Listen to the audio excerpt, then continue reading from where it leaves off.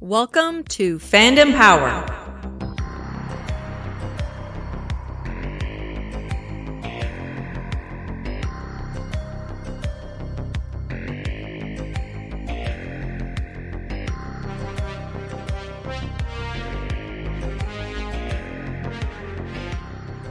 Hey, welcome back to Fandom Power, and once again we're back. And this is the first of our 8-part mini-series on the Fandalorian Season 2. Once again, I'm joined here in studio by producer Andy, and all the way from Halifax, our good friend of the show, Hank McClocklin. Welcome, Hello gentlemen. There. Hello. Hello there. Well, guys, we've had a day to ruminate on it, and got a couple of viewings in, I assume. I did. Excellent. We're going to dive right in because there's a lot of stuff to cover. We got Chapter 9, The Marshal, written and directed by Jon Favreau with a runtime of 54 minutes. Quick episode synopsis. Quested by the Armorer to reunite the child with its people, Din Djarin searches for information that might lead him to the location of other Mandalorian enclaves so that he may use their underground network to locate the Jedi. First thoughts, guys. What did everybody think? I talked about my fear that there would be some sort of sophomore slump or something, like how good season 1 was. Yeah. And I was I was blown away. I was like, how does this keep getting better? How? And it did not disappoint. Oh my goodness. Right from the get-go.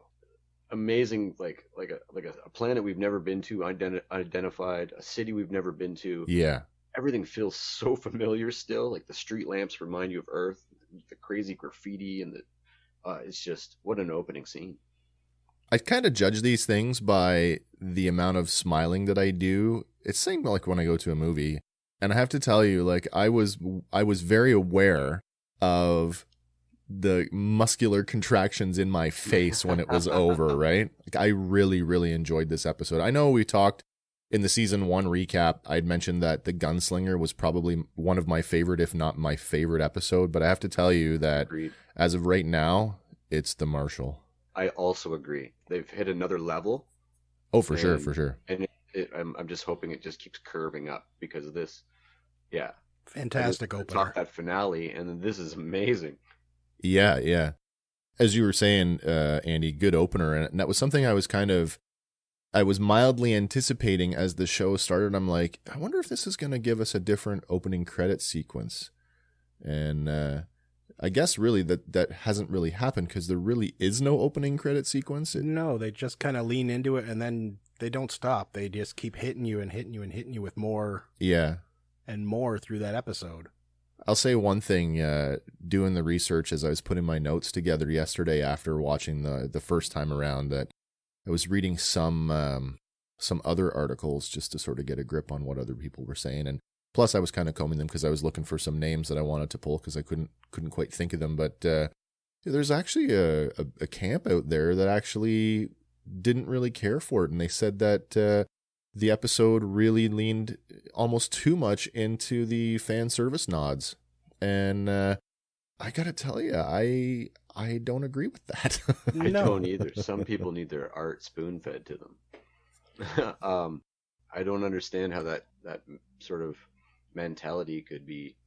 Certainly you can disagree with our point of view. But yeah, of course. That was a quality thing going on there, regardless of whether you're a Star Wars fan or like the old stuff, like the new stuff. And it's also this thing you're seeing too. Like I had a friend of mine at work who barely knows Star Wars. Yeah. He'd read an article on some right-wing kind of weirdo website that Sure. saying that Pedro Pascal was walking off set because he was disgusted with what was going on, and I was like, where is this coming from? Where are you reading this? Where are you reading this? So there's this orchestrated negative thing, and I said this to my wife last night, and I think they're attacking Star Wars because they've been attacking Star Wars ever since the new trilogy. Yeah. And it feels like I feel strongly that Star Wars is our myth. Like, we'll look back at it 1,000 years like it was Hercules. For sure. It's our contemporary mythology. And we're in it in real time. And I think it's such a powerful medium that people are actually getting their stupid voices heard by attacking. There's a YouTube channel that I follow, and talking on that subject of the vitriol between the fan community. I find it really difficult to consider yourself a fan if all you can spew is hate and rhetoric. And the host of the show, actually, he coined this term, and it kind of makes me chuckle, but he refers to them as the fan bros. Yeah. That's funny as hell. Nothing better to do than to bitch and complain over something that's supposed to be fun. And yeah. But I guess that's the nature. I mean, we've been doing it for decades, right? I mean, my music is better than yours, and you can't tell me why because I just don't care, right? I mean, that's it's totally insular. That's absolutely true. Everything's subjective. That's right. So why don't we do a episode breakdown, and we'll kind of go through it beat by beat, and when we hit on something that you feel you've got something to dive in on, just jump in and toss out your thoughts there, because I know that's kind of the way I made my notes, was sort of chronologically as I was watching it. Yeah. So I guess the show opens up, and we have Din Djarin and the child arriving on this unnamed planet. And like you say, Hank, the cityscape is very familiar looking. And I think the first thing that strikes me about this is we get this scene where he's walking down the, I don't want to call it an alley because it is kind of lit, but it does have a back alley feel to it. It sure does. And the fact that he's walking into a back alley fight. Well, yeah. But before we get to the fight club, there's they make a deliberate point to show into the shadows, and you don't really get to see what's in there, but oh man, like those little red eyes just peeking out. The little red eyes, I immediately thought off-world Jawas. Well, I kind of did too.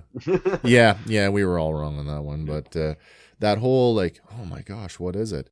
The graffiti on the walls, like there was like stylized stormtrooper helmets. I saw that protocol droid face. I didn't catch that until the second time around. I had to go back and look for that. Lots of Orabesh all over the walls and stylized stuff. It, like really. I never picked. Cool shit. Did you try to? I know on some level you've probably done this, but when you see stuff in Orabesh, do you have this inclination to want to translate it? So in this, we're going to talk about it in a minute, but in the scene where they showed the hollow of the Death Star blowing up, I translated as much of that ticker tape that was running at the bottom. Oh, cool. And we'll talk about that. Okay, that's great, because that's a level that I didn't get to, so I'm really excited to hear about that.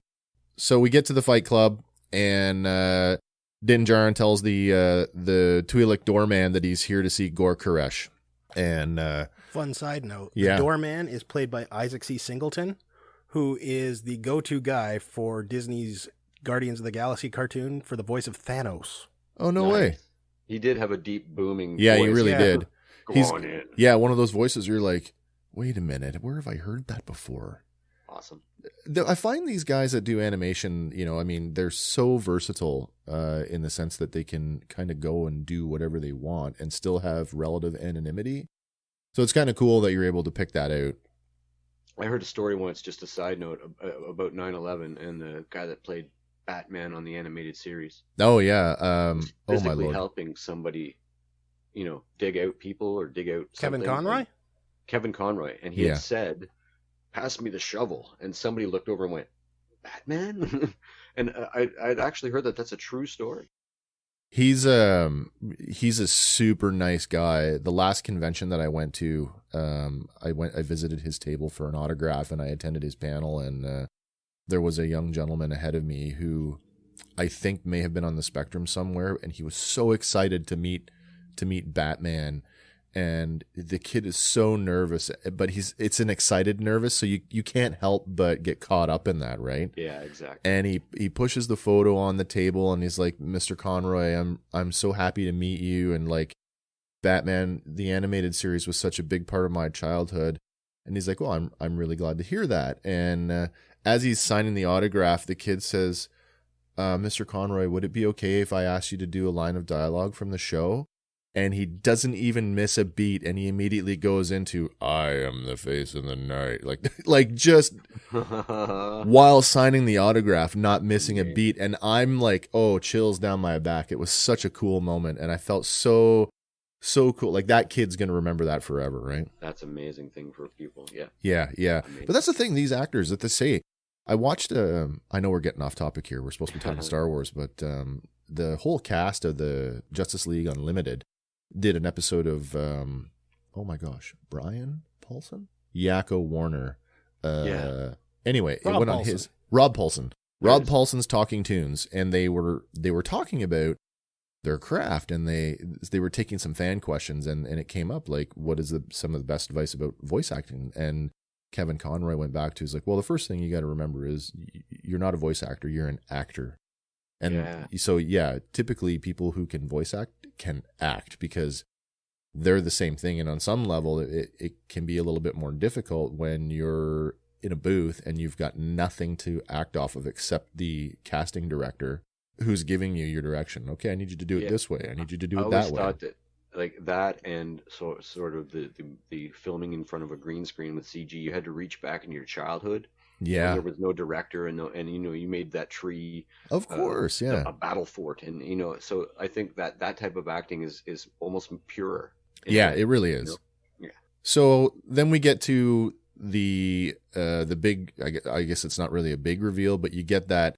Reminds me of the intro to Highlander when the camera comes in at the beginning of the film and it swoops over the Madison Square Garden and down to the wrestling ring. Yeah. Yes. And then it pivots around and it closes in on Connor McLeod. So we get this kind of similar sequence where Din Djarin is descending into the Fight Club, and we can see the ring, and lo and behold, there's the big, from the trailer, the teaser trailer, the two Gamorreans in this Fight Club going at it with their vibro axes. They're a lot better shape too than the. Well, that was the first thing I noticed. It's like, hey, these guys are really good. Fat pigs. It's awesome, actually. Yeah. Yeah, and so this is something I know we talked offline about, and my first thought was, wait a minute, what's going on there? Because are they? Like, you saw that shimmer effect, and I'm like, okay, well, it's their. Initially, I'm like, it's just their vibro axes, and that's their way of their clashing together, and that's a visual for us to know that they're vibro axes. But then the more I watch the fight, I'm like, wait a minute, like they're hitting each other, and nobody's getting cut. So I'm like, are those personal shields? It's true. When you said that to me, the personal shield, I thought immediately of Battlefront 2 and the personal shield slot that you could have. Yeah. But then I watched the episode with the descriptive audio on. So it's somebody narrating the script along with the actual stuff that's going on. Right. And they sort of specifically say that these, not vibro axes, but that the energy bursts originate from the axe. Really? And then I was pausing that scene with the one cut. Yeah. And it does look like he hits him broadside. He hits him like right in the arm. Yeah, but it's broadside. He hits him broadside with the axe. I guess so. I don't know. I'm grasping at straws. I think in my own head canon, I'm making a play for personal shields, which sounds good to me. In my head, it's kind of a big deal, because even though there's a visual precedent for this too, right? I mean, we've seen personal shields before in Star Wars, but we've only ever seen them on droidekas. Yeah. On destroyer droids. No, that's very true. And here's where I get this is where I'm going to lean into my inner Star Wars nerd, because this is where I kind of get excited about stuff. Back in the role-playing game, personal shields were like, they were a no-go. There was talk about personal shields, but then they talked about the power consumption that these things would require to be effective, and then they were just too cumbersome for people to walk around with. Right. So I'm like, oh, that's really cool. So we're making the leap to, we've condensed the power source down that's small enough that we can hide it in our furry trunks now? Like possibly on a belt, Yeah. Especially if you only need it for like 3 rounds. Yeah, exactly. Or until death. True. As was the case in this fight, because it was clearly a death match. So this whole scene had a mob feel to it. Sure. I had some questionable, like, do I call this guy a crime lord? We don't really know much about him. Is he just like a small mob boss? Like, is he just a local? Like, we don't really know anything about him. No, exactly. Except that he was voiced by John Leguizamo. John Leguizamo, the Violator, amongst many, many other memorable roles. So Gor Koresh, turns out he's an Abyssin, and we've seen Abyssins before. Yeah, the Cyclopean character from the Cantina back in episode 4. Although that guy was way more, I don't want to say horror inspired, but he was a lot more furry and maybe a little. He certainly did not look as refined as this guy did. No, this guy may possibly part Abyssin. Yeah, maybe. Maybe. So Gor Koresh basically has a conversation about the fight with Mando, about betting on the fights, and if they win, he'll give him. If Mando wins, he'll give him the information. But if he loses, He wants Mando's shiny Beskar armor. And there's a point there, I think, that he makes a point of saying like that the value of Beskar is on the rise. Yeah. It's so rare. So it's almost like it's the platinum of this galaxy now. You know, like there's Imperial credits, there's probably Republic credits, there's some sort of type of monetary system. But in the underworld, it looks very much like Beskar is the sought after currency. Yeah, and I mean, go back to season 1 to the interaction with the client, and I mean, you've got the Comtono, which is full of these ingots, and I mean, they're pressed bars with a government logo on them. So I mean, Absolutely. Yeah, they must have been using them as currency on some level. Agreed. So I guess, speculation, as we get further into what's happened to Mandalore over the years, maybe we'll figure out, like, where did this stuff come from? Like, is Beskar a mineral that's only found on Mandalore and that now it's been taken all over the place? Strip mined by the Empire. Cool. Yeah. Is it like the Kyber crystals of Ilum and how they were all consumed in the construction of Starkiller Base? Yeah. There's certainly a strong indication in Rebels that whatever Beskar armor exists, after what the Empire did when they turned Sabine's weapon on, is going to be very finite. I guess so. They certainly seem to have, and I think that might be the siege of Mandalore that we don't get to see in Rebels. When the Empire turns the weapon on to them full blast, even though it's assumed that she destroyed it. Yeah. What did Moff Gideon? He called that something, the Night of 1,000 Tears. Yeah, that's it. Yeah, so I am definitely looking forward to seeing that tale recounted. So, I mean, Din Djarin being the man of, I don't want to say principle, but the man of honor that he is, says he's prepared to pay for the information, but that doesn't sit well enough with Gor Koresh, and it very quickly becomes a bit of a double cross as they all draw down on him, Gor and his goons, but not before wasting one of the Gamorreans in the ring. That's right. To ensure, well, it's almost like, because he says, I bet you that guy will die in a minute and a half. Yeah. And he's making his bet come didn't true. Take the bet, he ensured that he won the bet. Exactly. Yeah. And then the next scene is so, for me, when he pushes the whistling birds button and arms them, for me, that's so strong because the child, we saw it in the trailer, but the child closes the pram canopy. And so that shows me now that those two are getting used to each other. Yeah, for sure they are. Like, it's a level of experience to their relationship. The kid knows what's up. Yeah. So that's very cohesive for me. I loved that little bit. Yeah, and I mean, when you say that, I mean, that kind of ties in with one of the points from later in the episode when, there's a throwaway line where he says, oh, he's seen worse. Yeah, I did write that. Yeah, absolutely. Yeah, so safe to say that Gor Koresh does not get away with Din's armor. And as you say, whistling birds displayed once again. I think this may have been a more effective use of them than we previously saw. Oh yeah, he was completely out of his depth on that one anyway. Absolutely. But that was a great beat to launch into the first big action sequence of the episode, if you don't include the death fight between the two Gamorreans. But once again, Din Djarin's unique combat style on display. Oh, it was so good in this scene. He got punched twice in the head, and it looked like, not on purpose, but that the character punched him in the head, hurt their fist. Yeah. He punched him in the head a second time, his head went back, smacked the guy behind him. Yeah. And the third time, he leaned into it and headbutted the deliberate headbutt. Oh, it was that was awesome when he headbutted his fist. Oh, yeah. I was 5:30 in the morning the first time I watched the episode, and I was trying not to wake the neighbors. Oh, nice.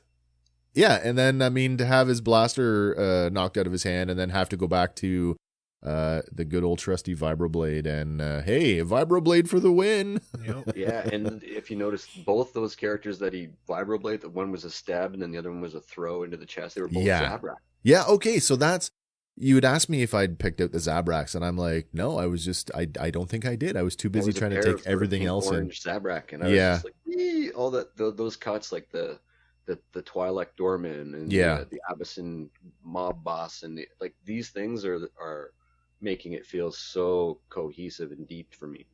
Yeah, I mean, we've talked about it before and how Star Wars has always had a reputation for having a world that looks lived in. Yes. And this, man, like, better than any of the sequel trilogy films have portrayed, does this really double down on that idea that this is a fully realized and populated galaxy of all different species and all different cultures, and it's all on display for us in this show. Oh, yeah, 100%. Yeah, so Gor Koresh, realizing that this isn't going to go in his favor, makes a run for it and out to the street. And it's kind of cool. It had that, for me anyway, there was this like almost this Friday the 13th moment, you know, like the kids are running for their lives, but Jason never runs. He just walks with a purpose. Yes. You know, and you think, man, he should have a pretty sizable lead on him, but no. Here comes Mando and hits him with the zip line and strings him up on the light pole. Which is a little bit of a callback to the first episode. To the first episode of season 1, where he zip ties him and pulls him back in the bar. Oh, yeah, very much, yeah. And it sort of foreshadows Boba Fett with the way Boba Fett uses the same weapon to ensnare Luke in Return of the Jedi. Yeah, very much so. A little drop there. But then there's this really interesting exchange, and I guess this kind of talks a bit more about the character and sort of the principles and the code, at least where, and I'm not going to say Mandalorians are concerned, but where Din Djarin specifically is concerned, where it's like, tell me what I want to know. And Gor Koresh says there's another Mandalorian on Tatooine. And, like, if I tell you this, you promise you're not going to kill me. And I mean, he very specifically says, you will not die by my hand. Oh, yeah. So I mean, there's still that hint of like, I've lived my entire life as a bounty hunter, and I'm not above wasting somebody to get what I want. No, absolutely. If anybody ever says that to you in real life, run. Yeah, really. Yeah, so he shoots out the street light with the information that there's a Mandalorian living on Tatooine, apparently in a town called Mos Pelgo. It's a new name in Star Wars. Apparently all the cities on Tatooine are a Mos something or other. Yeah, it's got to be a native term for town or city or something. Yeah. Look into it more.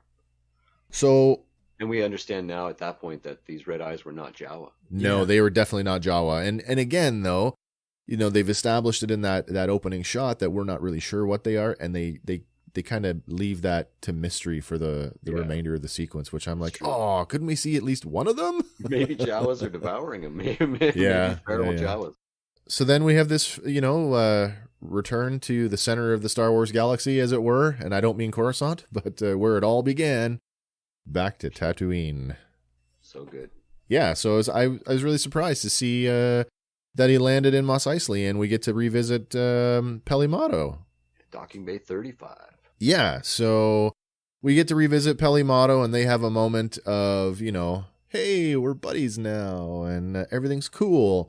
And, there's a nod to Din's character development from over the course of the first season, where his attitude towards droids has she's now... like, no, he hates your kind. Yeah. And it's like, oh, well, maybe he's all right with your kind now. Yeah, so clearly that shifted, though, right? Yeah, it's totally because of, I think, his experience with IG-11, my bad, in the finale. We all know. Certainly influenced, and it shows that he's willing to change and grow, because he's had that no droids thing since a child. Yeah, absolutely. And that one droid has like influenced his opinion. So that's nice to see that he's a malleable character. Yeah. And I mean, the pit droids serve a purpose. I mean, they're still, the Three Stooges personified, and that hasn't changed. So that's kind of a nice little little nod. And that slapstick wasn't over the top, and it worked for me. It wasn't too bad. Yeah, it was totally fine. And I mean, she was very consistent with her characterization from her previous appearance. Although I think she had a little more hair this time. Go ahead. Still enamored with the child. Yeah, I was going to say, I really love that part where she's like, oh, do you want me to look after this little ball while you go off on adventures? Yeah, if it ever pods or bonds, I'll take one. Yeah. But I don't mean it, but really I do. Yeah, exactly. So yeah. And then comes your next deep cut. Well, this is it too, right? Because now Din is like, hey, apparently there's another Mandalorian living out here, and Peli makes an overture about, hey, since the fall of the Empire, it's been crazy out there. I don't leave the city, so I don't know. And he passes by the word of Mos Pelgo, and she's like, whoa, haven't heard that name in a while. And the map comes from the actual R5D4 droid. Well, this is it too, right? Like, I think we confirmed that in those photos I sent. Yeah, I mean, there was no doubt in my mind. So when she's like, "Hey, R5," and the droid rolls over and like, "Oh, red and white astromech with the squared head." And if anybody didn't notice, I took a screenshot of the explosion that happened. Yes. And then there's an the oil big leak grease coming stain. from the exact same. Yeah, panel. exactly. So yeah, 100%. So there, again, like you say, deep cut for the fans. And again, so this is going back to what I was saying before about these other journalists or reviewers who are really being critical of these things and saying that it's, the fan service is too much. And I'm like, no, it's not. Not for me. It's not. And I you'd have to be a super fan to catch it all. Yeah. And so I don't get the sort of like super fans that wouldn't enjoy that. So who are these people that are saying it's too much? Yeah. Yeah, the one review I read said it won't come into its own until it stops being a Star Wars show, but it's a Star Wars show. Yeah, that's so crazy. Like, it's within this galaxy, so it's like saying I don't like it because I love it. Right. It's almost like the I hate to say it, but we're kind of crossing into that Trek territory where, like, everybody is critical about every Trek series since the original from the 60s, right? And it's like, well, this isn't Star Trek. Well, actually it is, because it's got the During name on it. the whole thing with The Last Jedi, I reminded so many people on message boards and YouTube forums and all these crazy things that we don't own Star Wars. No. George Lucas never had a thought in his head about what fans wanted when he made the original trilogy. No, and I think that's the thing. Most artists, most visionary artists, they are not making art for the appreciation. They're making it because there's something that drives them to want to do it. Exactly. And if you happen to like it, amazing. Great, if you don't, shut up. I know we're seeing a lot more of that now, and we hear that a lot more often as like directors and producers who are saying, like, I wanted to make a movie that would be something that I would want to go see when I was a kid, and I can appreciate that. I think that there is an element of that, but like you say, we don't own it. I mean, we embrace it and we covet it like it's ours, but ultimately it's not ours. And to use the comic book analogy, it's like, the stuff that comes after does not negate the stuff that came before it. So that stuff still exists. And you can go back and reconsume it and love it for what it is, and you can choose to omit the stuff that you don't like about it. It's okay. Yeah. Nobody's telling you, what kind of fan to be. Be the fan you want to be. Yeah. But at the same time, don't come down on somebody else's appreciation for something that you don't like. And that's what I almost see is more than like, this thing is bad quality or I didn't like this about it. It's more of like an attack on the people who do like it than an attack on the actual. I lost my word. Oh, that's okay. Yeah. I think I know where you're going with that. I had the same conversation about the Lady Ghostbuster movie.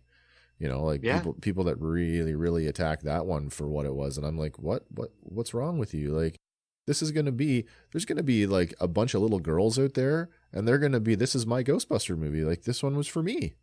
For me, it's almost too deep for the show, but yeah, it's the same thing with racism. I don't understand what it takes away from a person to give something else to a person to elevate them to your level. Yeah, I don't understand what it costs your soul to make other people equal. Well, that is a discussion for a whole other show. That's for sure. Yes, sir. Anyway, let's get back onto what we were going. Where were we? Oh yes, we're back on Tatooine. And R5 gives us a nice little holo map, which I thought that looks pretty cool. And we get to see, again, references to here we are in Mos Eisley, here's Mos Espa, and this is where Mos Pelgo used to be, but it is no longer charted on the map. And I thought, if I was a retired or infamous bounty hunter and I didn't want to be found, there's a pretty good place to hide out. Yeah. Mm-hmm. Somewhere that doesn't exist on a map. Absolutely. Yeah, so hey, we got to get there, so can we borrow the speeder bike? Sure. And we get another beautiful sequence of crossing the desert. Complete with all the inhabitants. Yeah, so did anybody pick out the bantha skeleton laying there? Yes. I thought that was pretty cool. And this really kind of touches on one of the things that I've really, really enjoyed about this show. And I guess I was thinking about this in context of when I said that the Gunslinger was probably one of my favorite episodes. And one of the reasons why was the interaction between Din Djarin and the Tusken Raiders. That he had some form of relationship with them, whether it's just an understanding, or something else. But he had this relationship with them where they didn't immediately try to kill him. Yeah. I got that a lot more from this episode. Oh my God. Now he speaks the language. He interacts with the massives. In fact, that one massive comes up to him like it knows him. Yeah. He pets it under the chin and stuff. Like, you know what I mean? Like, in my opinion, he's spent a significant amount of time with Tuskens. Yeah, well, I mean, he said at the beginning of the episode, he's like, I've spent much time on Tatooine. I'm not aware of any other Mandalorian. Well, like, really, how much time have you spent on Tatooine? Exactly. And what were you doing there that were you embedded with a Tusken tribe for a while? Like, what was going on there? Great place to hide as well. Yeah. But I thought that was cool. And like, going back to the Tusken Raider thing, that the language issue, that's not an issue. Sorry. The language thing, that it's a combination of vocalization and hand signals. Yes. That's super cool.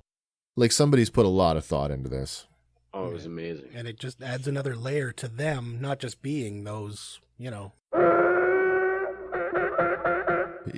Now there's society behind that. And that's, I guess I'm getting ahead of myself. I kind of saved it to the end, but I'll kind of lean into that a little bit too. Like, I just love how this episode really takes one of those.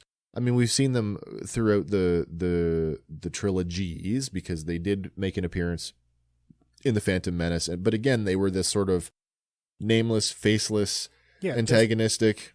Just a little 2-second cameo. Yeah, camped out on the ridge there at turn whatever it was, taking pot shots. Pot shots at racers. Yeah, but then it's like later on in the I'm going to hold off on that because we'll get there shortly.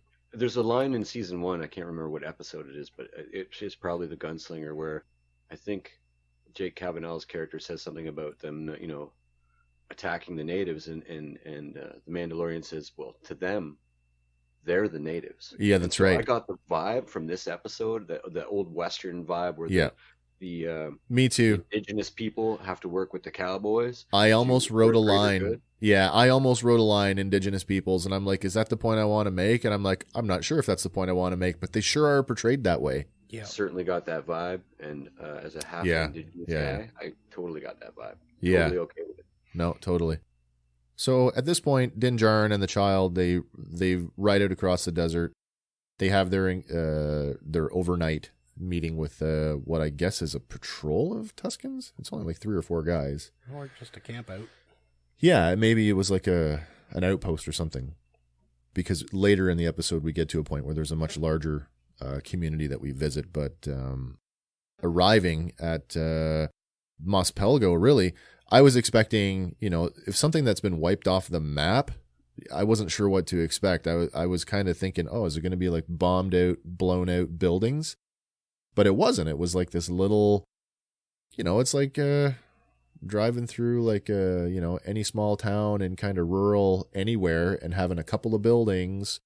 There was a couple moisture evaporators, and then this sort of downtrodden, look on everybody as he rode slowly through town, nobody making eye contact. That for me was that was almost the best Western stroke they've done yet. Yeah. The equivalent of the character riding into town when the stranger comes to town. All the townsfolk, like they're shutting the shutters, but some of them are like leering at him, and it's this. You get the stranger riding into town on the horse so strongly, and then he walks into a saloon and talks to the bartender. And I'm so giddy. It's unbelievably good. But at the same time, a lot of those buildings had a very portable feel to them.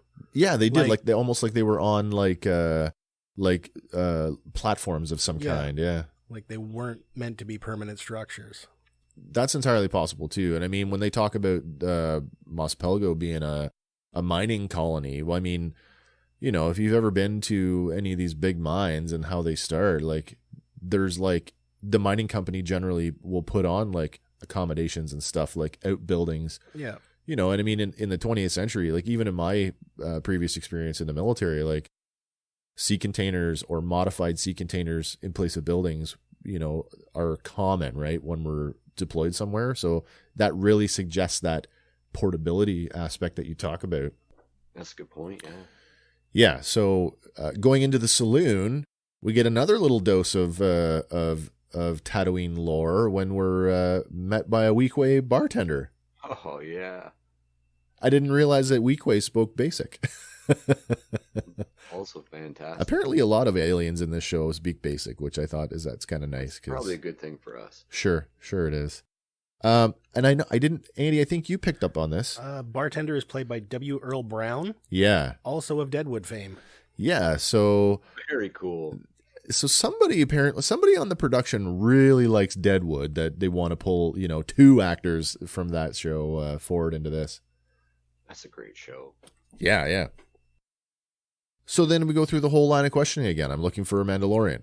I don't know what a Mandalorian is. Well, he looks like me. He's like, oh, you mean the Marshal? What? Your Marshal's a Mandalorian? Your Marshal wears Mandalorian armor? Why don't you ask him yourself? Oh, yeah. And then we get the first big reveal of the show.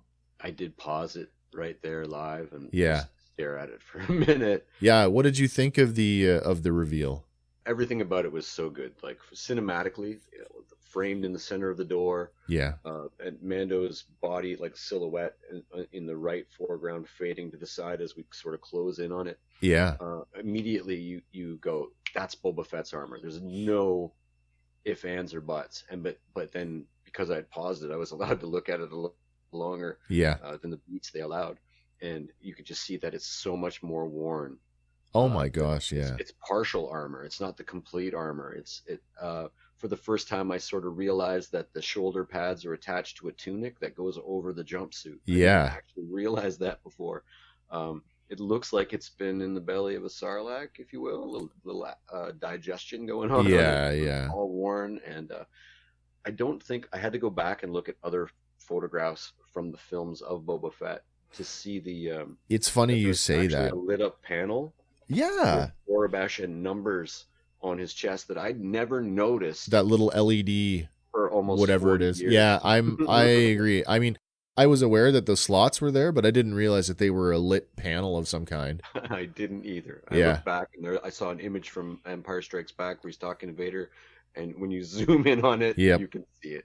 But it's funny because, like you say, going back and looking at sort of photographic record of the character, I didn't realize how much of Boba Fett's look is inherently, like, this is going to sound corny, but it's almost Jim Lee-esque with the amount of pouches and pockets. Yeah. And how much of Boba Fett's look is inherently reliant on the fact that he's kitted out with all these pockets and pouches.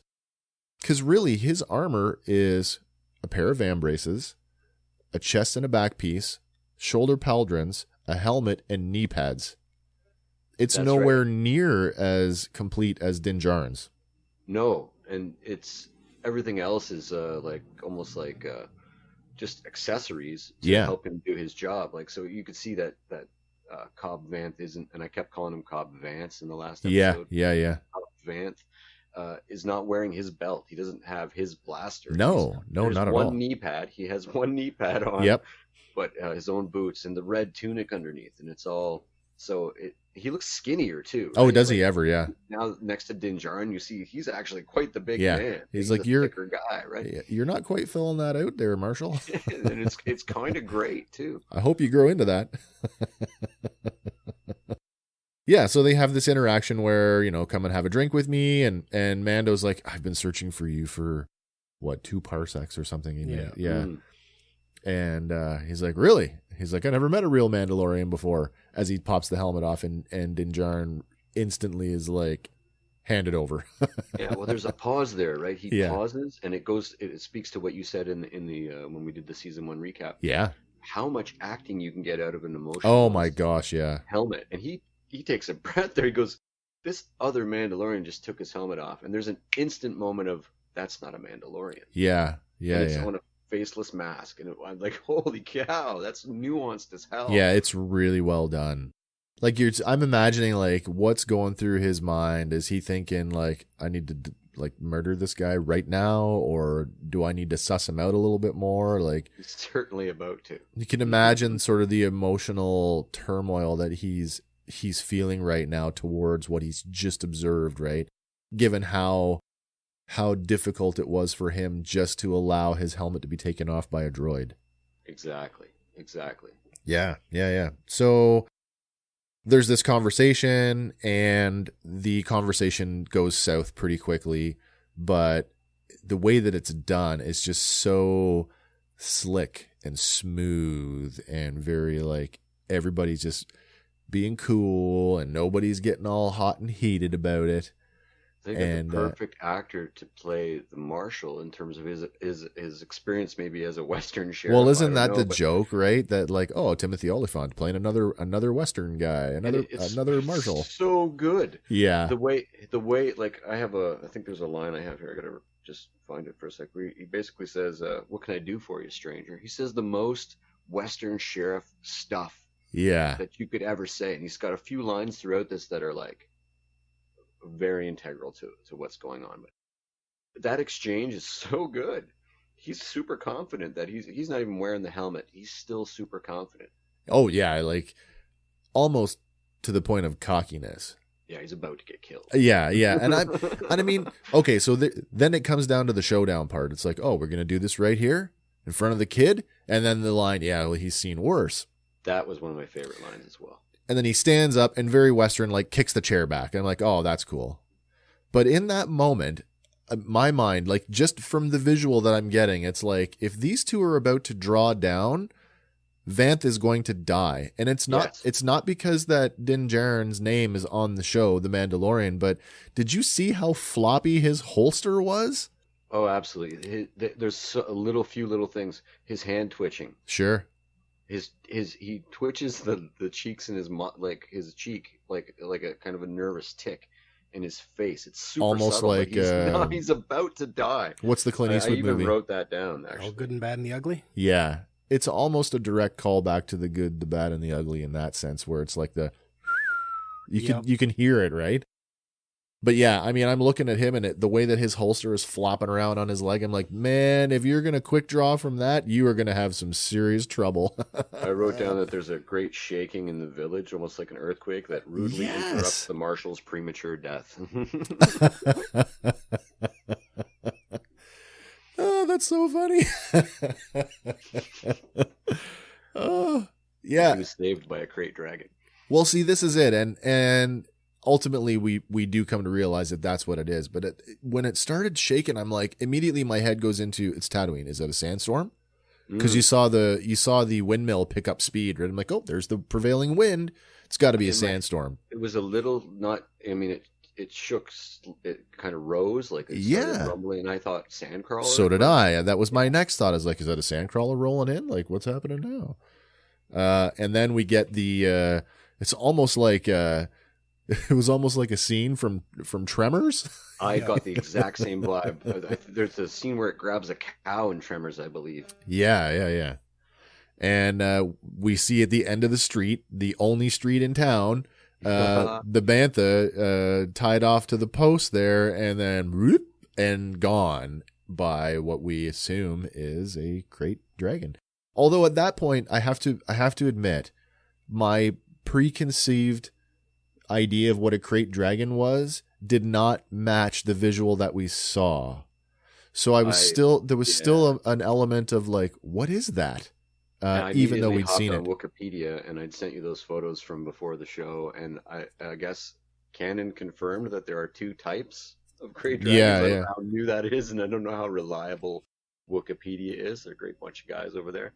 But it seemed to confirm that there is a canyon Krait with legs and arms like we're familiar with, and that there's the greater Krait, which is the carcass from A New Hope and the Right. carcass of this thing. Well, I go back to, I guess, Knights of the Old Republic, where there's a quest in that game where you actually go after a Krait dragon. That's and right. so that's where I'm like, oh, Krait dragons have legs and they look like big lizards. And so I'm like, okay, that's what they look like. And in my head, that's the way it's been now for 20 years.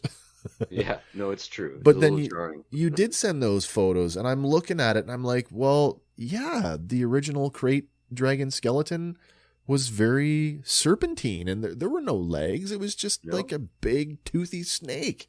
Yes, yeah. So it does make kind of sense that they've gone back to that original reference, and that's it. Even with the animated series, they went back to this sort of drawing board, if you will. Yeah. And you look at Rebels, and they've redesigned the chicken walkers. They redesigned, and not redesigned, but used the original design. Yeah. So there could be some of that bleeding in, you know? Quite possibly, for sure. You're listening to Fandom Power.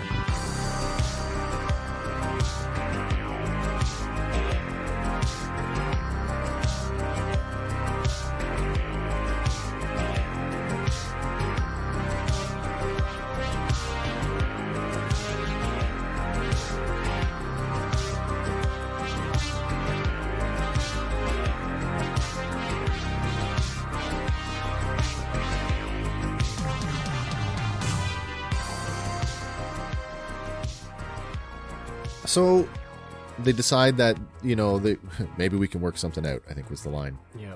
After the bantha gets eaten. And it comes to, help me kill it. And if you can help me kill it, I'll give you the armor back. And Din agrees to that. But they know that they can't do it alone.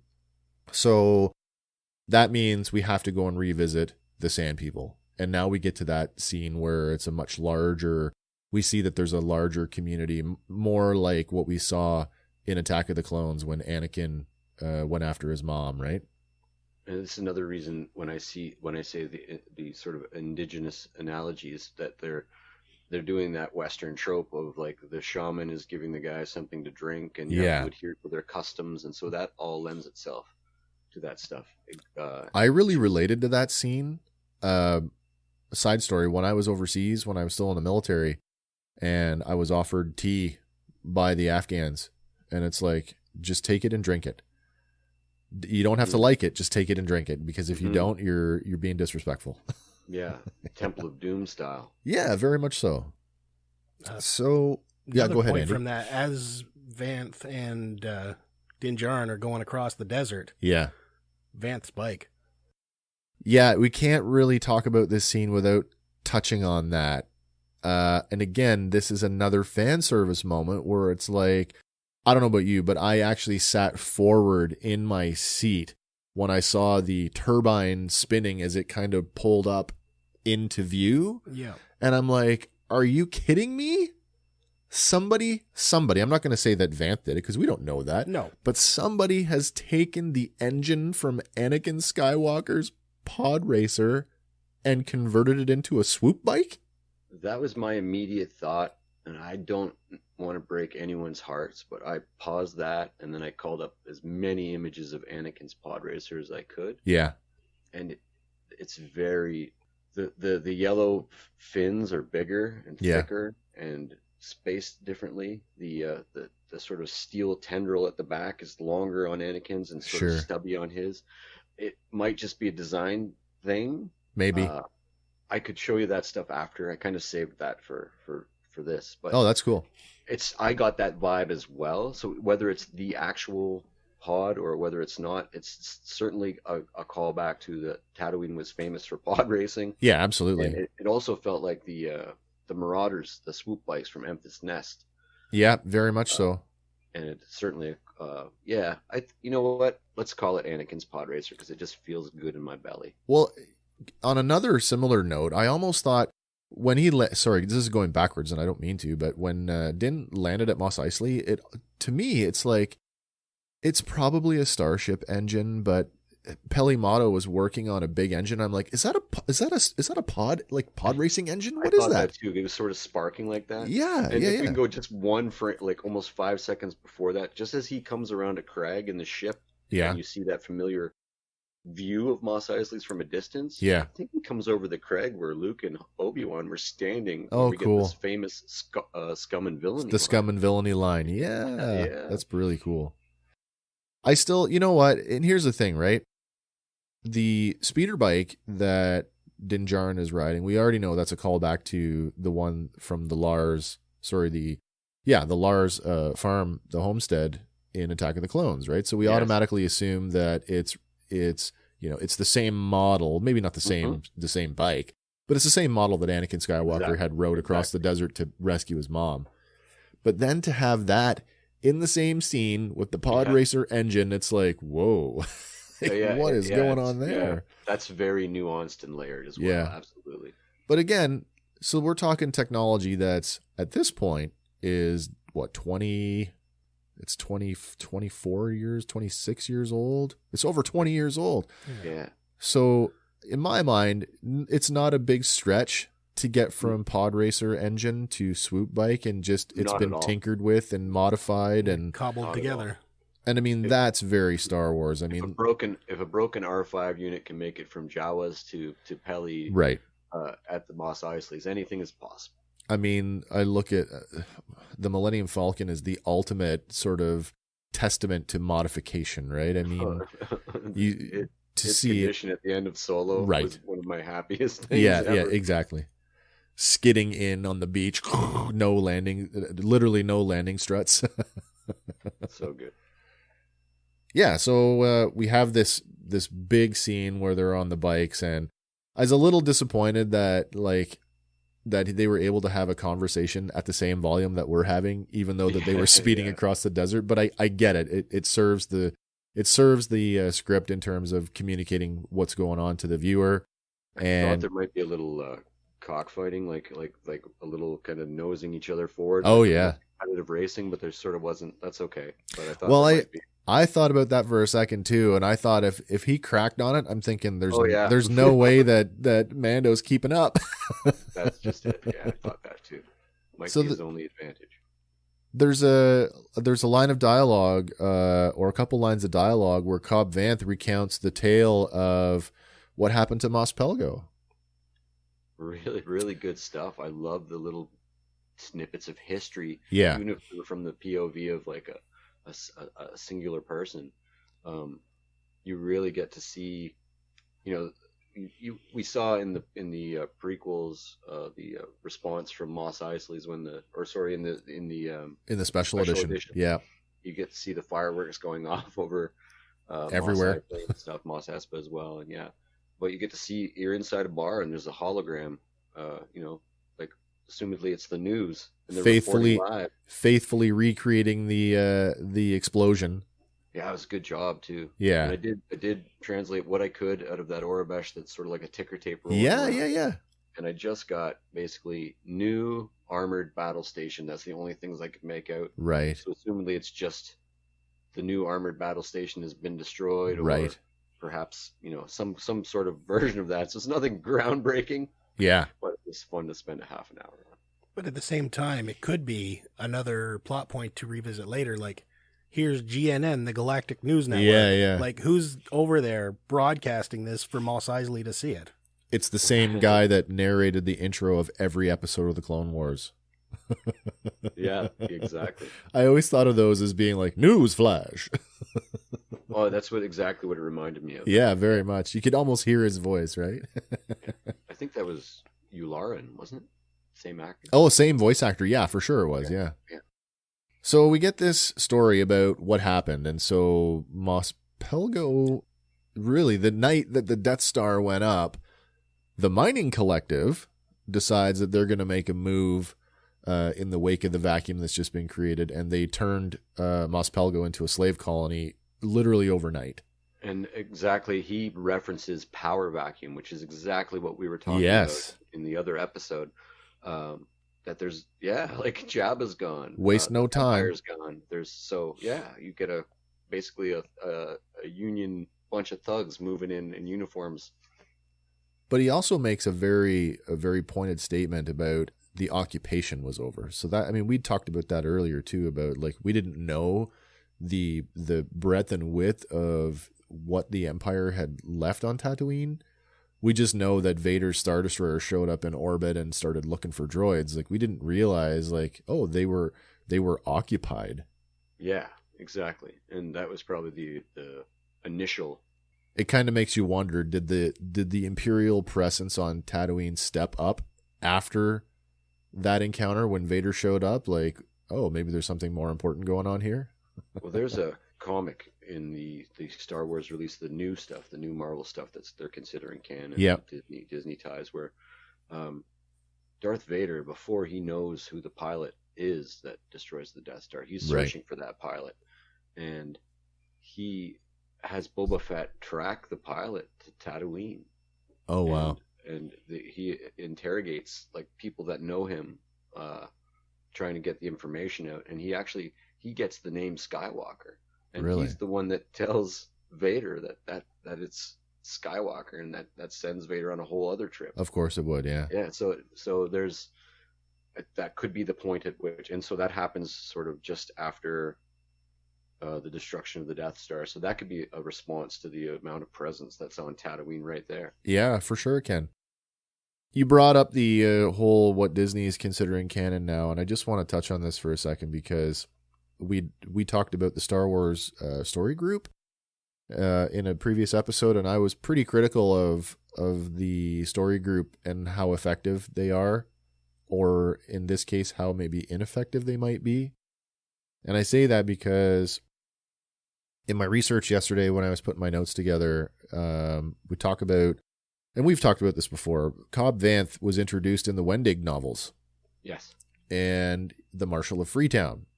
And so the retelling of the story of Mos Pelgo is a retelling of the story of Freetown. So are we saying that Mos Pelgo is Freetown, or is this a straight up retcon? Well, it's Freetown now. It is now.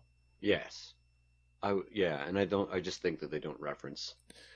So to me, that's a bit of that's a disappointment. Like, that's a moment for me. It's like, oh, you have this story group, but you're inconsistent in how you apply it. I mean, to the viewer who's never read anything, who doesn't know anything, it's completely, it's seamless. There's no difference. But for an all-in fan who's going to consume everything, it leaves a bit of what are you doing? Like, I'd have to reread that chapter and see if they actually called it Freetown or just referenced it as a free town. Well, there's a big difference between a free town and the name. Freetown. Yeah. The way that I interpret it was Freetown, but I mean, that's I had to. It's kind of semantic, I guess. Probably. Especially if you're a casual fan, you're probably not going to care that we're going on about this. That's what we do here. I know. So the mining collective shows up, and they look pretty badass. Badass. They look like they're wearing World War II fighter bomber. Yeah, they really do. Yeah, they waste the bar full of people. Man, and barely escapes. Yeah, our Weequay bartender is wounded in the fray, and Cobb Vanth dives behind the bar and gets him out the back door. And I guess he decides he's going to take a run out into the desert, because where else is he going to go? Where else is he going to go? But not before he reaches into one of their speeders, which, by the way, very reminiscent of the Lars family speeder. Yes. And we get to see the Com Tono make another appearance. It's practically a thing now. It is. Normalizing such an obscure piece of background is so fantastic. Runs away with a Com Tono full of silicax crystals. Mm-hmm. So silicax crystals, I had to look this up because I had no idea what they were. And there's not a lot out there on them other than it's just a mineral unique to Tatooine that has value. But I'm pulling at straws here, but I'm going to go back to Star Wars Knights of the Old Republic again. And a part of that game was this ability to customize your lightsaber by adding different crystals. Right. So is it any coincidence that in that game that violet lightsaber crystals could be found in the Eastern Dune Sea? That's pretty cool. That's probably just a little stroke for maybe you and I. That's me just grasping at straws, wanting it to fit together. I'm going to just put my shoehorn in there and wedge it a little harder. What's cool about this is because you can string those things together. like we can both go to bed tonight, and you can firmly believe that that's Anakin's pod racer, and I can firmly believe that it isn't. But it doesn't change anything. We can still knit our own sweaters together. Yeah, exactly. In my head canon, guess what? yeah. I have a lot of head canon. Yeah. So back out to the we get through that sequence, and we arrive at the Sand People encampment, and we have this big scene where we're going to try and figure out how we're going to make this work together. And there's this, like you say, there's that moment of here, drink from the fruit, and there's an offending of, and you think it's going to come to blows, but Mando once again steps in and smooths it over like a diplomat. With a flamethrower. Yeah. What'd you just say to them? The same thing I'm telling you. If you don't kill it, it's going to kill us all. What's that line from Attack of the Clones about hostile negotiations? Oh, negotiations were short. Yeah, that's right. You're right about one thing, Master. The negotiations were short. Yes, aggressive negotiations. What does that mean? Mm-hmm. Negotiations with a lightsaber. That's it. That's the one. Yeah, so we've decided now that the only way that we can do this is the citizenry of Mos Pelgo must work together with the tribe of Sand People, of which Mando commits the people without telling Cobb Vanth until it was an afterthought. That scene with the rocks, like almost could be a baby. Yeah, I thought that too.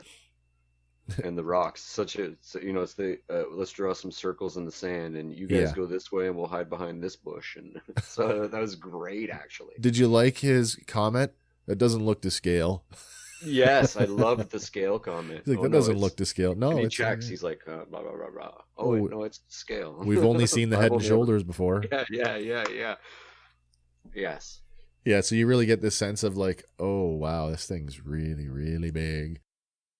And then we decide that we're going to have to go out there and do this. And so we ride out on Banthas. And I think, Andy, you pointed this out the other day. What was it? We rode out single file. In single file. Hide those numbers. To conceal our numbers. Yeah. There's a line, if we can go back a sec, because sure I was talking about some of Vance Cobb's lines. There's a line when they're on the speeder bikes. Yeah. I just noticed it in my notes where he says, he's basically saying, Mando says, you got pretty lucky there. He walked out of that and he said, every once in a while, both suns shine on a womp rat's tail. Yeah. Like, that's such a Western thing to say and such a Star Wars thing to say. Like, there's a few of his lines in this really, really bring it home for me. Yeah. Sorry. No, it's totally good. So we arrive at the cave, the cave of the Krait dragon, and I believe there's a scene where they try to bait it. They do. Yeah. So they try to bait it with a bantha. And I think the logic behind that was there's a line where it's sleeping and the Sand People were like, feed it to make it sleep more. Yeah. And ironically enough, when he does his like, it doesn't even take the bait. It eats him. Yeah. But that's another callback to Tremors, because the Bantha's just standing there. Yeah. And really his footsteps are attracting it. So. Yeah. Perfect. Yeah. And is it this scene where they reference that it's an abandoned Sarlacc pit? Yeah. And then what does he say? There's no such thing as an abandoned Sarlacc pit. Unless you eat the Sarlacc. Right. So for me, that also says that there's more than one Sarlacc. And yeah. That Jabba Sarlacc, he called the Almighty Sarlacc. Yeah. The big one, but that there are, like, Tatooine is a friggin' dangerous place, man. It's the Australia of Star Wars.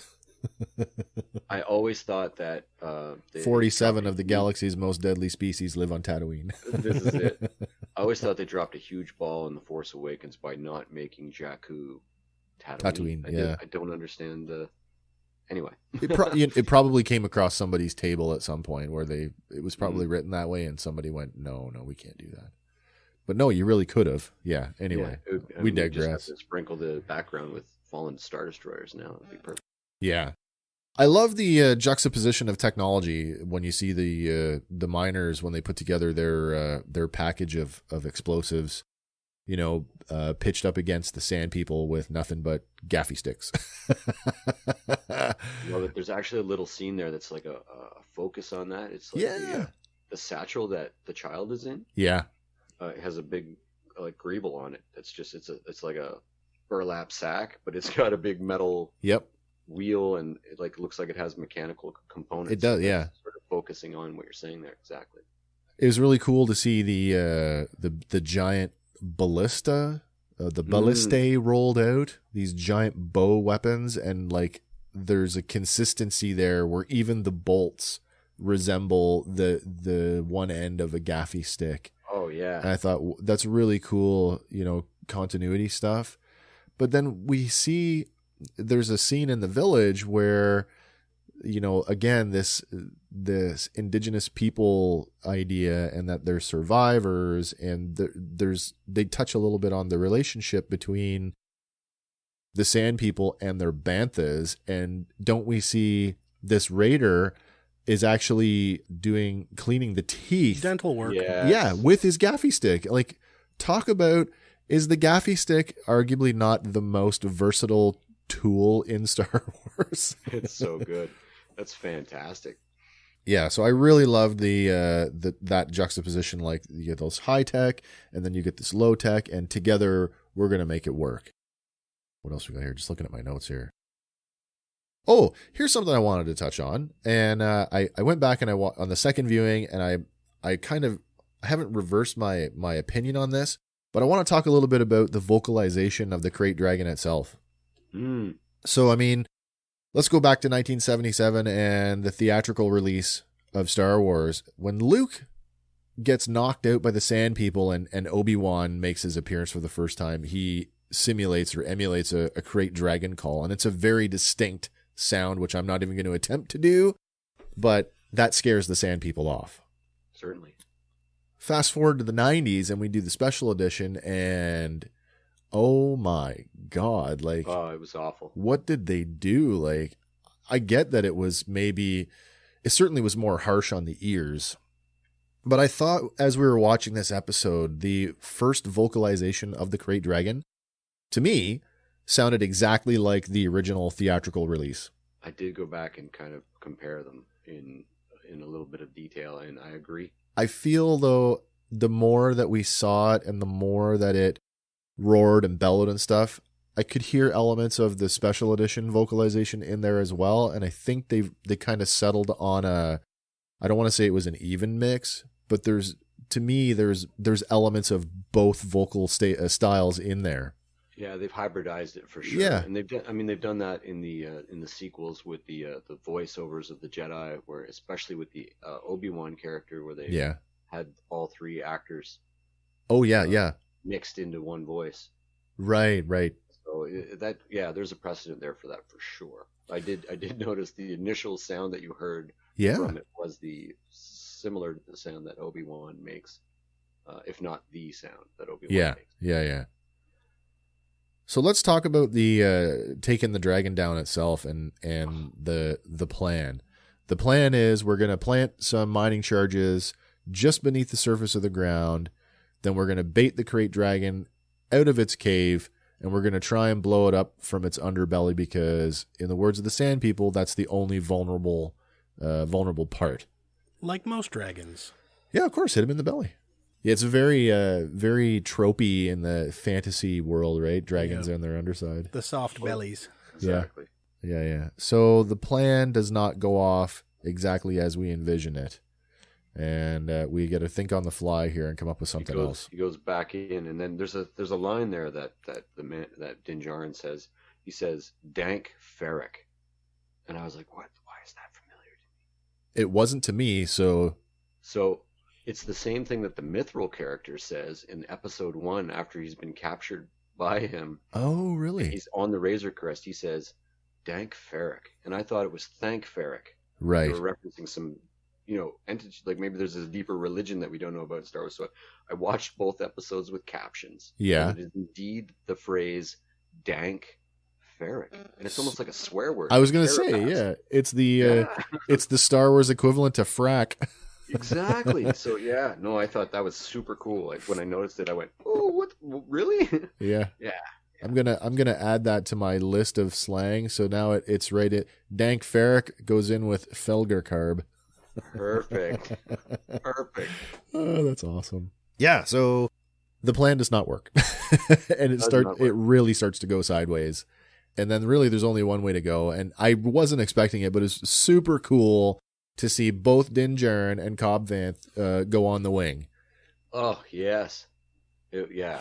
It was such a great scene of like sort of flying in tandem. And if you noticed, Vanth, his legs were kind of flailing. Yeah, he was a little wonky. Off kilter. Yeah, he lands a little bit rough and everything. So that's super, super great detail.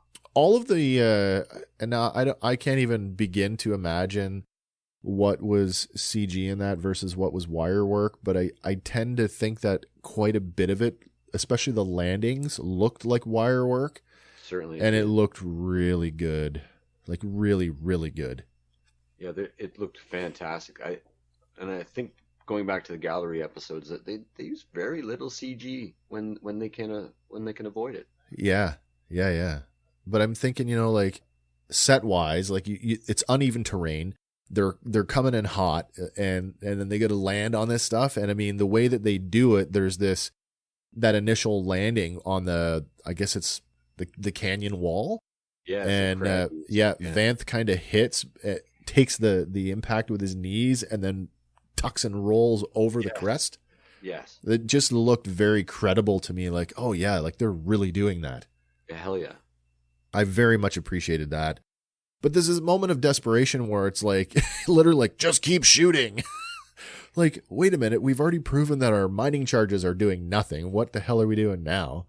I guess we've seen his disruptor rifle just annihilate things, and it's not even scratching this thing. Yeah, I mean, vaporizing Jawas with those whatever those charges are. To like you say, not even a scratch. For a minute, I actually thought they were going to try and take a poke at its eye, like as a vulnerable spot, right? All around it. But that didn't work out. I guess the effectiveness of that in terms of like trying to take it down at this point really was only distracting it so more people could get out of the line of acid. Oh, that was fantastic. Yeah. It just vaporized some Tuskens there. I mean, well, that's important. That's important on a couple of reasons, because that kind of speaks to the resiliency of Beskar, which we'll get to in a little bit. Yes. But I mean, going back, and you say about how dissolved, but how much more worn Boba Fett's armor was. We don't know how long he spent in the belly of the Sarlacc. And what did 3PO say? Digested over 1,000 years or 1,000 generations or whatever. This is it. Does it keep you alive longer than you would normally? Sure. Just to digest. But I had a thought about the timeline there, because I started thinking about that. Yeah. And so Vanth sees the transmission of the Death Star exploding. Yes. The mining colony moves right in real time. Yeah, like same day. Escapes into the desert. Presumably, he's not more than 2 days in the desert before he's without water, without food. Sure. 2, maybe 3 days tops until he's ready to collapse. Yep. So, and he's picked up by the Jawas then. Yes. And maybe a month or two has passed since the Sarlacc pit incident. Yeah. So it feels to me like he got the armor relatively soon after the destruction of the Death Star. So I would say really so. Close to the end of Return of the Jedi, and therefore he's had it about 5 years. It makes sense that, and this is me speculating. I'm sure there's a reference out there that says definitively one way or another, but it only makes sense that when Jabba's sail barge went up, it wouldn't be very long before the Jawas swooped in to salvage whatever was left of it. Yeah, that's right. So was the explosion enough to kill the Sarlacc? Is that how Boba Fett has lived, because it killed it? And he's certainly lived in several different ways. Well, yeah. At least 3 different ways, depending on which comic or novel you read. I'm curious to know if, though, that's... So is this going to be another retconning? Of course it will be on some level, but are they going to lean into some of the already established ways that he survived, or are they going to give us something new? It does feel like they're using the EU and all the other stuff as pools to fish in. Of course, and so I've said that. There is no legit canon as to his resurrection or not. So I've said that right from the beginning of Clone Wars and Rebels, that Filoni is cherry picking the best parts of the EU and recanonizing them. Yeah. Or at least the stuff that is striking to him, which just happens to be striking with me too. Yeah, and then I said that before about him. This guy gets it. Yeah, he very much does. Yeah. So where are we here? Oh yeah, so now we're on the wing. We're trying to distract this thing so people can get away. We've got like super concentrated acid liquefying people on the ground, and there's Din Djarin comes up with a quick, hey, maybe there is a way we can do this, and he spots that one lonely bantha that just happens to be loaded for broke. You know, you brought that many mining charges. Why didn't you use them all? But apparently the hole is full. That's right. They could afford to leave, I don't know, a couple dozen strapped to the back of this thing? Yeah. At least. Hey, you still got that detonator? Yeah, why? Distract it. just distract it. Yeah. Well, what do you think we've been doing? Yeah, so Din Djarin basically grabs the bantha by the reins and tries to get its attention. But not before we get another callback to the classic trilogy where he's like, go look after the child. And then cracks Cobb Vanth in the back, causing a malfunction of the jetpack, and away he goes, a la Boba Fett. A la Boba Fett. He lands hard in that scene. Oh, he does too. Actually. Yeah, but he didn't land in the belly of a Sarlacc. So no, that's true. That's a softer landing, depending on your point of view. So this is where I'm going on about. Like, this really speaks to the resiliency of Beskar on some level, like that. In the next scene where we finally get the attention of the Krait dragon, and it bears down on them and quite literally swallows them whole. They call back to Rebels in the first season when they encounter the clones and they take Zeb fishing and he's the bait. Yeah.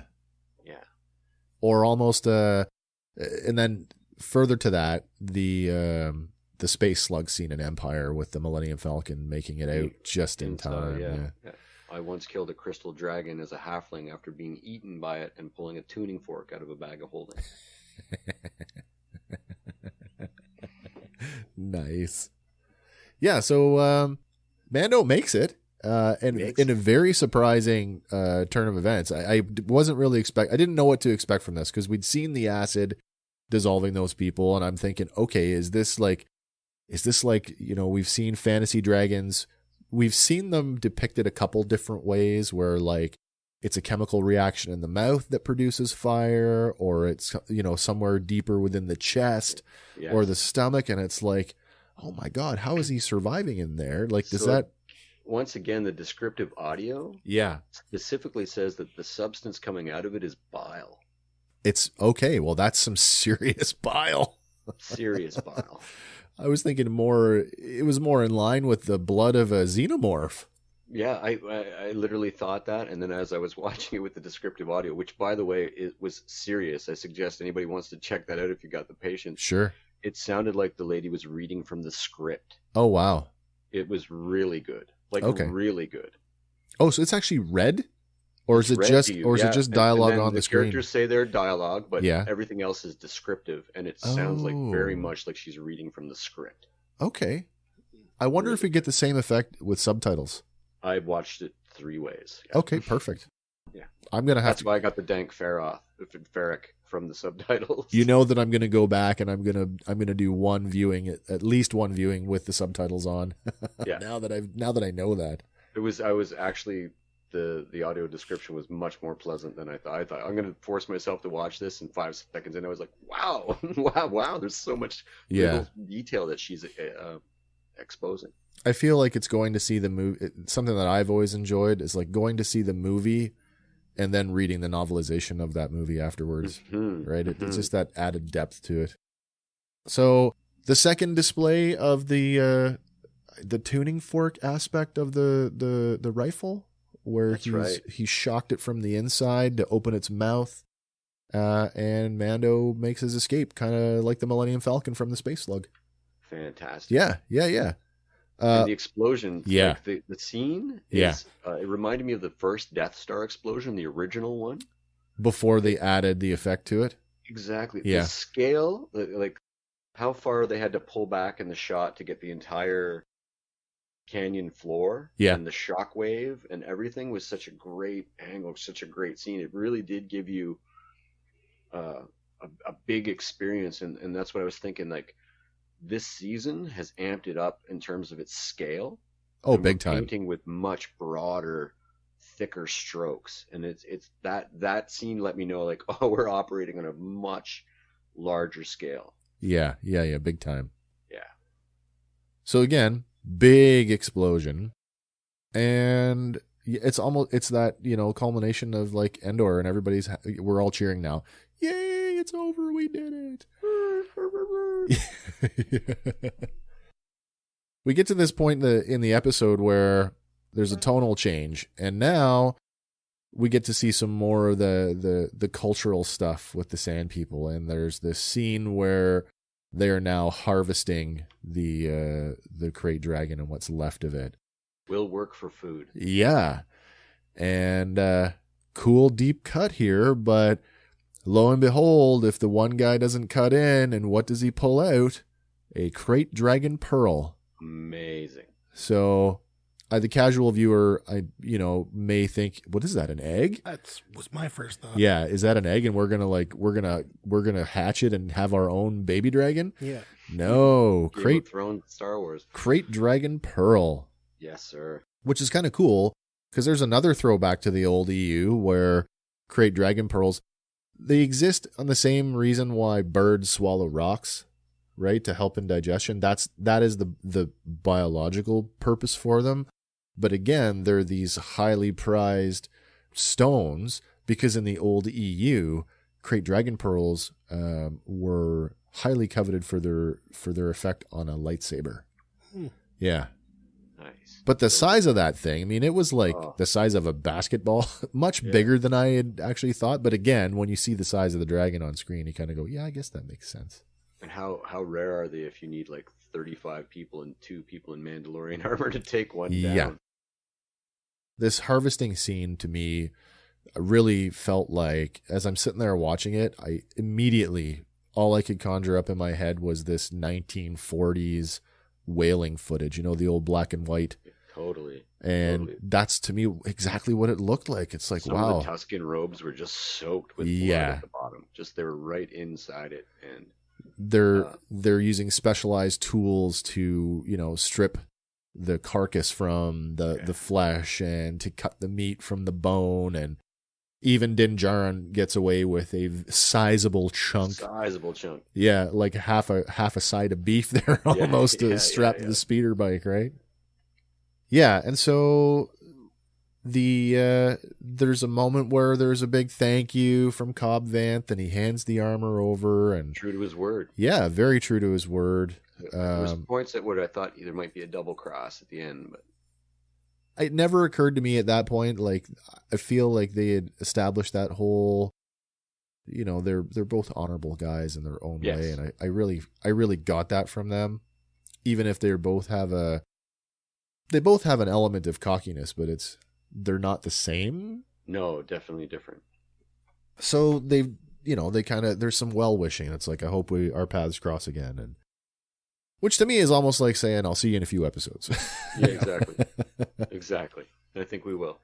And then we have the final moment where the ride off into the sunset, quite literally, as we see the twin sons of Tatooine in the background, and the speeder is racing across the desert, and it's a low light scene, and we're treated to this image of the bald robed figure who's just standing there watching with his macro binoculars. My wife turned it off. Like, we watched it separately because of work schedules. Yeah. She turned it off when he was riding into the sunset. Oh, it's over now. I texted her. I was like, oh my God. And I spoiled the end because she had seen the last 30 seconds. I was like, that's on you.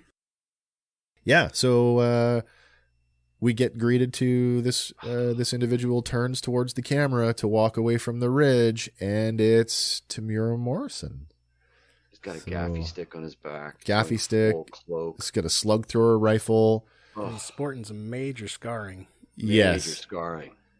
Oh. He's very much appointed very much like a Tusken Raider. Like you're almost left with he's living off the land somewhere, somehow. And it goes back to the timeline that I was talking about, where he, if Cobb Vanth had the armor for 5 years, then Boba, if that's Boba, and I think we can assume that it is, has been wandering the desert for 5 years, and he's completely fine. Yeah.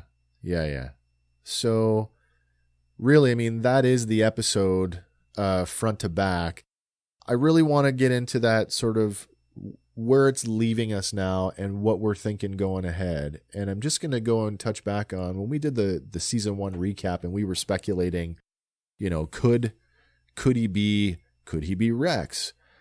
I went back after I finished this episode and I pulled up the Gunslinger because I wanted to just take a look at the end again to see the boots walking into the scene.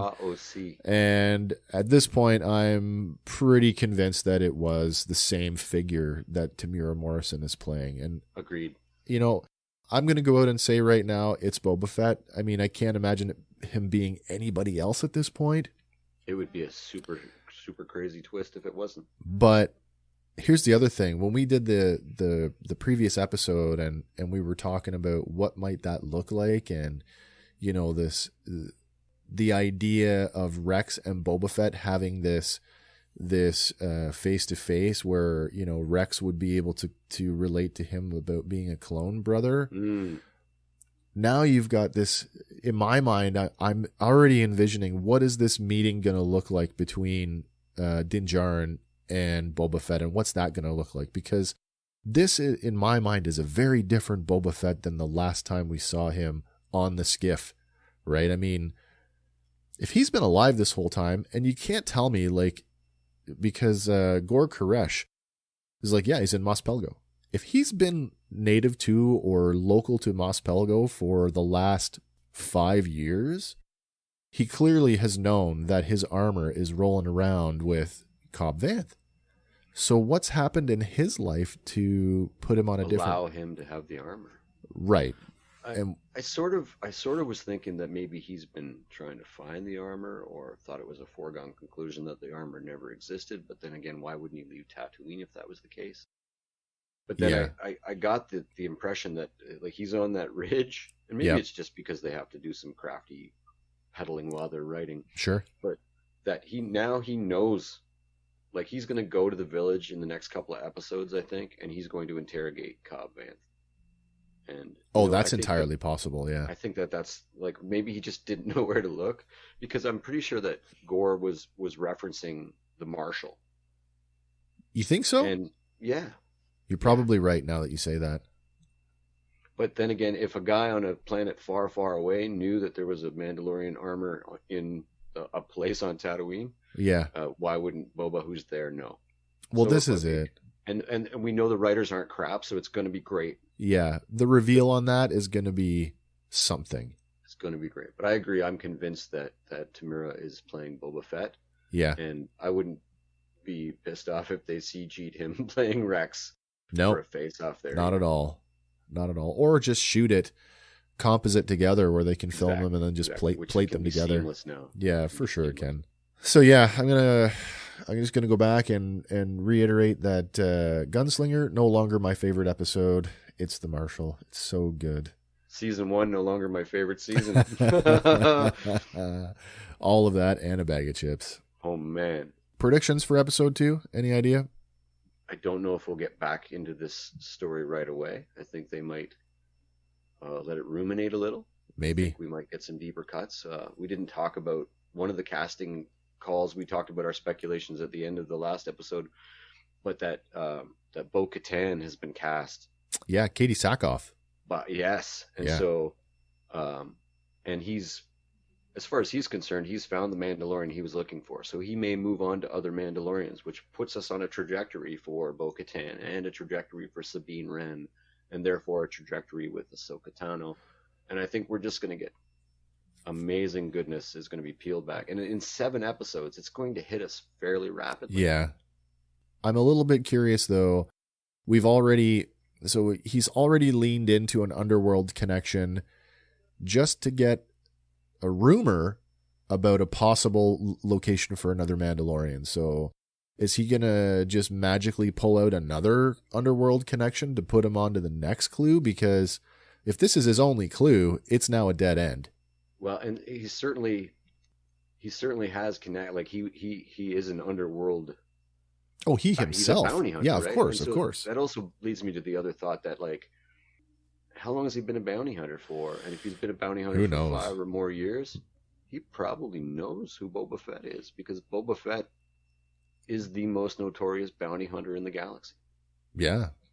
So it wouldn't, you know what I mean? He may be playing it cool and recognizes the armor. Yeah, because he doesn't make any overt reference to that's Boba Fett. No. And going back to the armor itself, like, yes, it's considerably more weathered, but you notice that they went out of their way to make sure that the image of the mythosaur was completely intact. Absolutely. Yeah. And the little, like, the flare crest on the other chest there. Yeah. The little feather. Yeah, I don't even know what that's supposed to. Is that supposed to be like an image of a braided Wookiee tail or braided Wookiee hair? Sure. What is that? I have a windbreaker from that photo I sent you. I'll take a big close up of that patch and send it to you so you can take a look. Curious to know what that's supposed to represent. You think I'd know this by now, but still.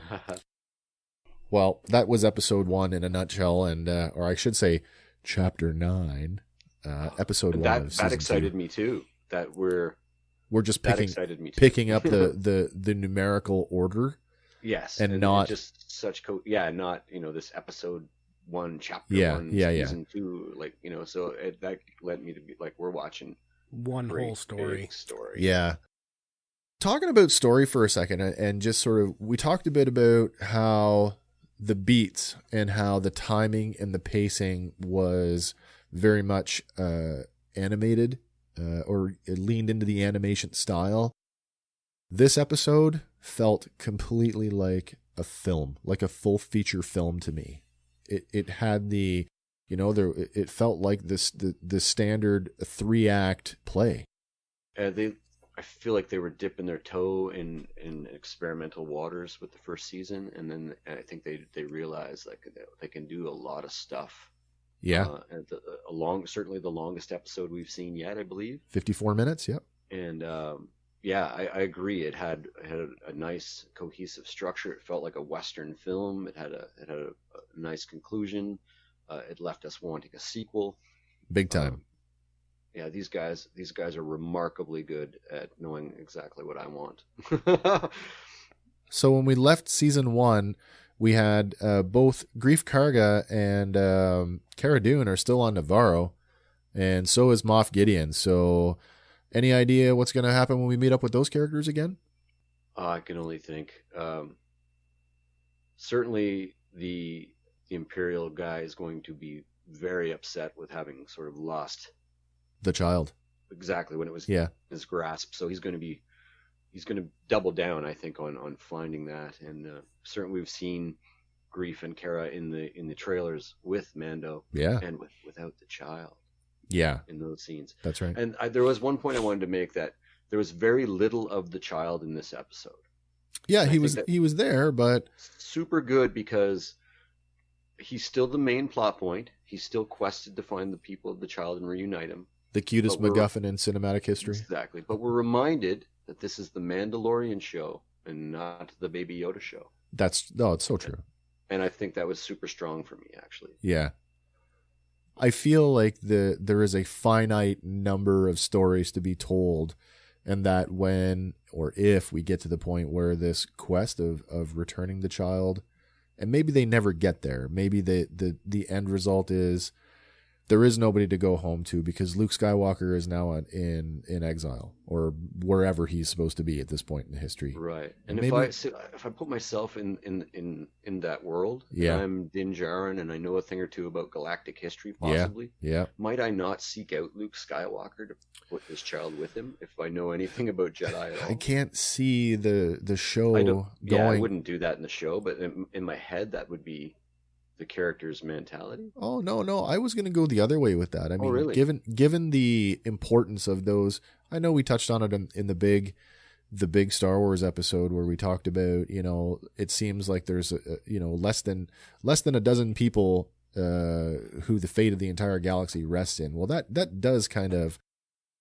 lend itself to a note of fame, and certainly word's going to travel, right? I mean, if the mining collective can show up, the same night that the Death Star is blowing up, people by this time got to know who Luke Skywalker is, and that there's rumblings of the Jedi, in the comic. come back. If you get a chance to read any of the Star Wars comics, Wes, Yeah. they're amazing and deep. There's a scene where a guy in an orange X-wing outfit in a bar, Yeah. blonde hair, has got his feet up on the bar, and he's bragging about how he's Luke Skywalker and that he just blew up the Death Star. Yeah. And Darth Vader comes in and kills him, and basically says, "I know that's not Luke Skywalker." Yeah.